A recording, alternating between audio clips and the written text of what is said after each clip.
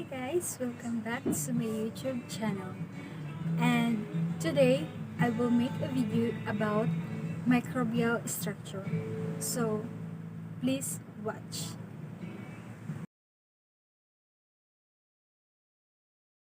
So what is microbial structure? Bacteria cell structure, they are as unrelated to human beings as living things can be. But bacteria are essential to human life and life on planet Earth. Although they are notorious for their role in causing human disease, from tooth decay to the black plug, there are beneficial species that are essential to good health. For example, one species that lives symbiotically in the large intestine manufacture vitamin K, an essential blood clotting factor. Other species are beneficial indirectly. Bacteria give yogurt its tangy flavor and sourdough bread its sour taste. They make it possible for ruminant animals like cows, sheep, and goats to digest plant cellulose, and for some plants like soybean, peas, alfalfa to convert nitrogen to a more usable form. Bacteria are prokaryotes lacking well-defined nuclei and membrane-bound organelles and with chromosomes composed of a simple closed DNA circle.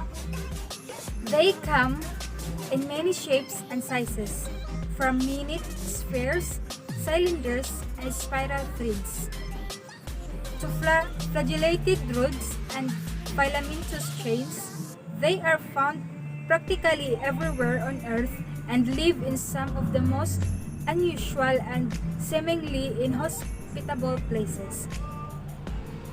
Evidence shows that bacteria were in existence as long as 3.5 billion years ago, making them one of the oldest living organisms on the earth. Even older than the bacteria are the archaeans, also called archaebacteria, tiny prokaryotic organisms that live only in extreme environments, boiling water, super salty, sulfur spewing, volcanic vents, acidic water, and deep in the Arctic ice. Many scientists now believe that the archaea and bacteria developed separately from a common ancestor nearly 4 billion years ago. Millions of years later, the ancestors of today's eukaryotes split off from the archaea despite the superficial resemblance to bacteria biochemically and genetically. The archaea are as different from bacteria as bacteria are from humans. In the late 160s, Anthony van Leeuwenhoek became the first to study bacteria under the microscope during the 19th century. The French scientist Louis Pasteur and the German physician Robert Koch demonstrated the role of bacteria as pathogens or causing disease.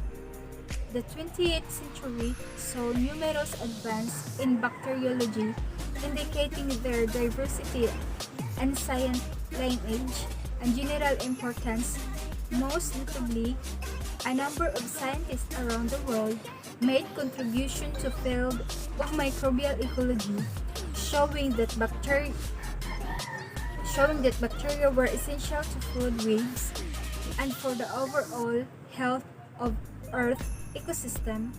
The discovery that some bacteria produce compounds lethal to other bacteria led to the development of antibiotics, which revolutionized the field of medicine. There are two different ways of grouping bacteria. They can be divided into three types based on their response to use oxygen. Aerobic bacteria require oxygen for their health and existence and will die without it. Anaerobic bacteria can tolerate gaseous oxygen at all and die when exposed to it. Facultative anaerobics prefer oxygen but can live without it. The second way of grouping them is by how they obtain their energy. Bacteria that have the to consume and break down complex organic compounds are heterotrophs. This includes species that are found in the decaying material as well as those that utilize fermentation or respiration bacteria that create their own energy fueled by light or through chemical reaction are autotrophs like capsule, cell envelope, cell wall, cytoplasm, cytoplasm membrane, flagella, nucleoid, pili, and ribosomes. So, capsule, some species of bacteria have a third protective covering. A capsule made of polysaccharides or complex carbohydrates. Capsules play a number of roles, but the most important are to keep the bacterium from drying out and to protect it from phagocytosis or engulfing by larger microorganisms. Cell envelope. The cell envelope is made up of 2-3 layers: the interior cytoplasmic membrane, the cell wall, and in some species bacteria, an outer capsule. Cell wall. Cell wall. Each bacterium is enclosed by a rigid cell wall composed of peptidoglycan, a protein, sugar, or polysaccharides molecule. They will gives the cell its shapes and surrounds the cytoplasmic membrane, protecting it from the environment. Cytoplasm. The cytoplasm or protoplasm of bacterial cells is where the function for cell growth, metabolism, and replication are carried out. It is a gel-like matrix composed of water enzymes. Cytoplasmic membrane, a layer of phospholipids and proteins called the cytoplasmic membrane, encloses the interior of the bacterium, regulating the flow of materials in and out of the cell. Flagella. Flagella or singular flagellum are hair-like structures that provide a means of locomotion for those bacteria that have them. Nucleoid. The nucleoid is a region of cytoplasm where the chromosomal DNA is located. It is not a membrane-bound nucleus, but simply an area of cytoplasm where the strands of DNA are found. Pili. Many species of bacteria have pili, singular pilus. Small hair-like projections emerging from the outside cell surface.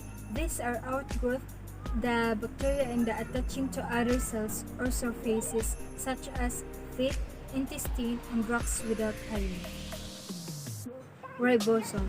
Ribosomes are microscopic or factories found in all cells, including bacteria. They are translate the genetic code from the molecular language of the nucleic acid to that amino acid. The building blocks of proteins.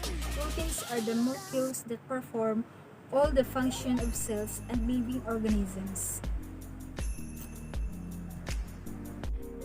That's all for today's vlog. Hope you understand. Thank you for listening and watching.